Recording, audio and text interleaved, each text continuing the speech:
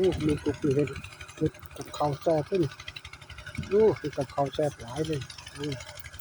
มีไฟเก็บนาเป็นไงเป็นแซ่บนี้แหละปนนี่ก็แซ่บปนปลาหยังปลาจอมปลาหยังโอ้แซ่บแพงกินหมดโกยเลยล่ะ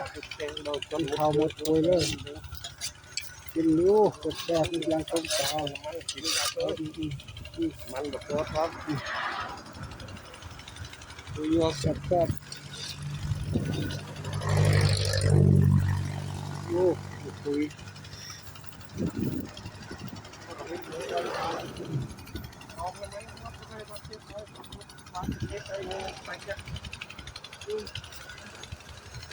แซ่บแซ่บ